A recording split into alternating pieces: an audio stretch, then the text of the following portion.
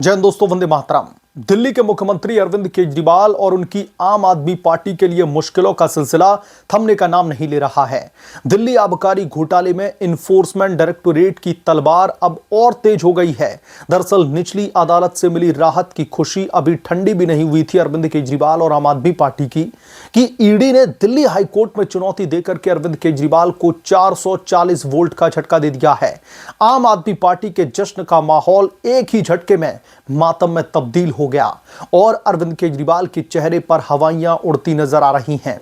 क्या यह घोटाला आम आदमी पार्टी की राजनीतिक जो कब्र है उसको खोद रहा है? आइए इस पूरे मामले की गहराई में उतरते हैं और देखते हैं कि कैसे केजरीवाल और उनकी आम आदमी पार्टी की ईमानदारी का मुखौटा अब पूरी तरीके से उतर रहा है और निचली अदालत पर जो जश्न मना रही थी Arvind Kejriwal and company court के फैसले पर अब अचानक से केजरीवाल के तोते उड़ गए हैं, क्योंकि ईडी ने ऐसा एक्शन लिया है। दिल्ली आबकारी नीति घोटाला कोई छोटी मोटी गड़बड़ी नहीं थी दोस्तों, बल्कि एक बहुत बड़ा मनी लॉन्ड्रिंग स्कैंडल है, जिसमें एनफोर्समेंट डायरेक्टोरेट ने आरोप लगाया है कि अरविंद केजरीवाल इसके बहुत ही बड़े मास्टरमाइंड थे।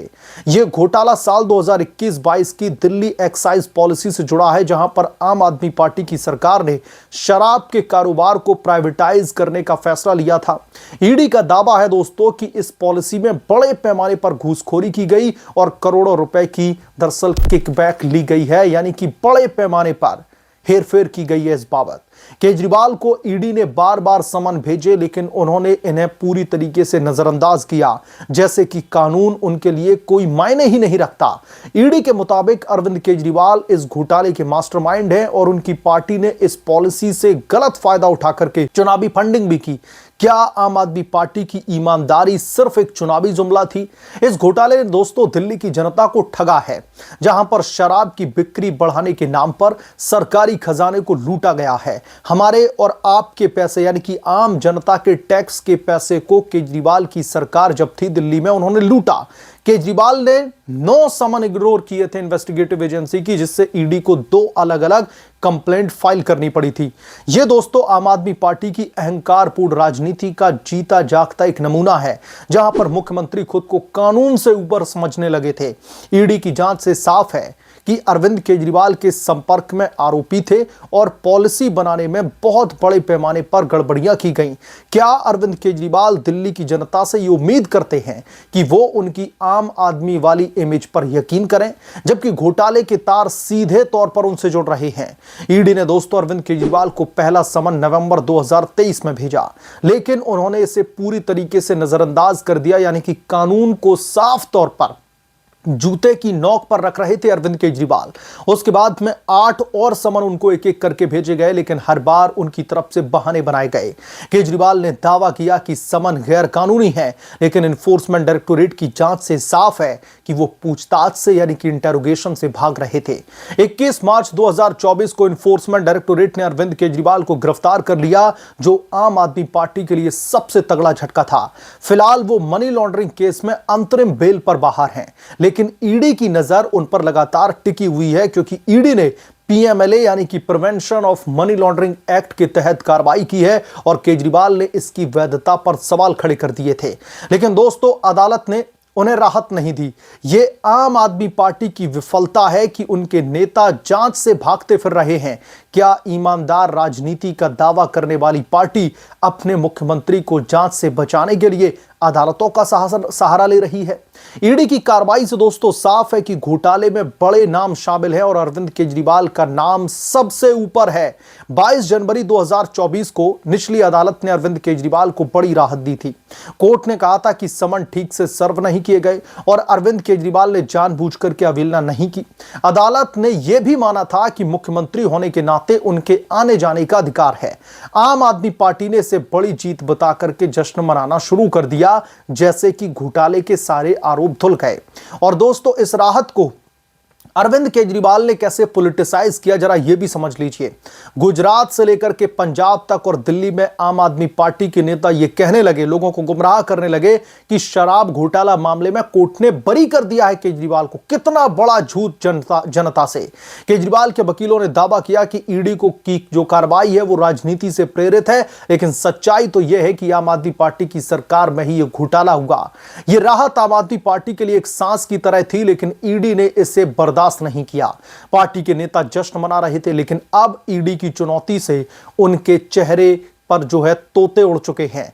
क्या यह अदालत का फैसला आम आदमी पार्टी की चालाकी का नतीजा था या फिर वास्तव में कानूनी कमजोरी? अब दोस्तों, इन्फोर्समेंट डायरेक्टोरेट ने दिल्ली हाई कोर्ट में निचली अदालत के फैसले को चुनौती दी है। दरअसल हाई कोर्ट ने अरविंद केजरीवाल की याचिका वापस लेने की अनुमति दी, लेकिन ईडी के additional solicitor general SV Raju ने साफ कर दिया है कि एजेंसी राहत के आदेश को चैलेंज करेगी। दोस्तों, यह खबर आते ही आम आदमी पार्टी के खेमे में भयंकर हड़कंप मच जाता है।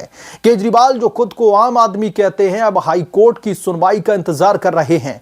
ईडी का कहना है कि अरविंद केजरीवाल ने समन की सीधे तौर पर अवहेलना की और निचली अदालत का फैसला सीधे तौर पर गलत है। यह आम आदमी पार्टी के लिए दोस्तों एक बहुत बड़ा झटका है, क्योंकि पार्टी जो दिल्ली में क्रांति का दावा ठोकती आई है, अब घोटालों में फंसती नजर आ रही है। अरविंद केजरीवाल की गिरफ्तारी के बाद से आम आदमी पार्टी की लोकप्रियता लगातार गिरी है। जब से यह शराब घोटाला निकल करके सामने आया है, आम आदमी पार्टी की और खास तौर पर अरविंद केजरीवाल की मट्टी पलीत हो गई है और यह चुनौती उनकी राजनीतिक करियर पर एक बहुत बड़ी तलवार के तौर पर लटक रही है। क्या अरविंद केजरीवाल जांच से बच पाएंगे या फिर इन्फोर्समेंट डायरेक्टोरेट की तलवार उन्हें गिरा देगी? आम आदमी पार्टी ने हमेशा खुद को ईमानदार पार्टी बताया, लेकिन दिल्ली लिकर स्कैम ने इसका पर्दाफाश कर दिया। पार्टी के कई नेता जैसे कि मनीष सिसोदिया और संजय सिंह पहले ही जेल जा चुके हैं। केजरीवाल का मामला आम आदमी पार्टी की छवि को और भी धूमिल कर रहा है।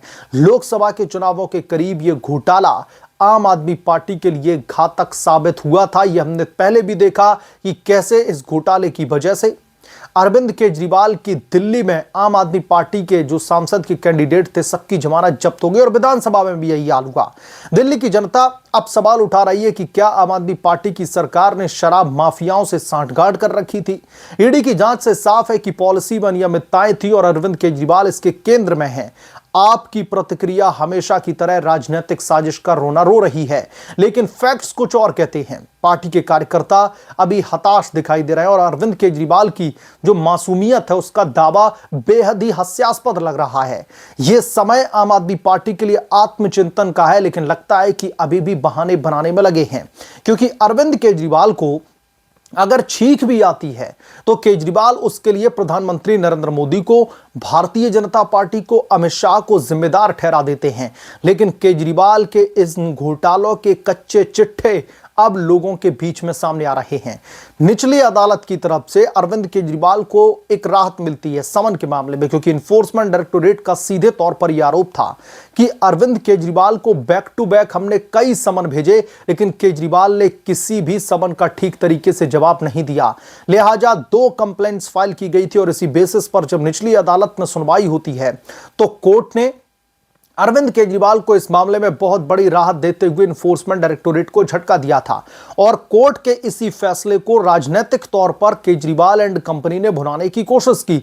गुजरात से लेकर के पंजाब तक और दिल्ली से लेकर के राज्य के देश के कई सारे राज्य जहां पर आम आदमी पार्टी अपना वजूद तलाशने की कोशिश कर रही है, वहां पर यह प्रोपेगेंडा चलाया जाने लगा आम आदमी पार्टी के नेताओं और स्पोक्स पर्सन की तरफ से कि अरविंद केजरीवाल को कोर्ट ने सीधे तौर पर बरी कर दिया है।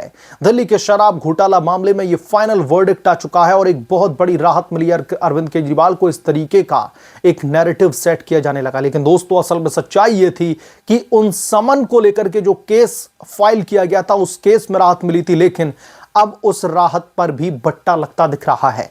इन्फोर्समेंट डायरेक्टोरेट की स्पेशल टीम ने अब जो निचली अदालत का फैसला है जिसमें अरविंद केजरीवाल को राहत मिली थी, उस फैसले के अगेंस्ट में दिल्ली हाईकोर्ट का रुख किया और इसीलिए अब आम आदमी पार्टी में भयंकर खलबली मची हुई है। बहरहाल, इस 440 वोल्ट के झटके को आप किस तरीके से देखते हैं? अरविंद केजरीवाल के लिए जो भी आपकी राय है हमें कमेंट करके जरूर बताएं। जल्द मिलूंगा किस दूसरे बड़े अपडेट के साथ में, तब तक के लिए धन्यवाद। अगर आप लोग चैनल पर नए हैं तो प्लीज चैनल को सब्सक्राइब करें, साइड बने बेल आइकन को जरूर प्रेस करें ताकि जब भी मैं कोई बड़ी खबर लेकर आऊं तो इसकी जानकारी सबसे पहले आपको मिले।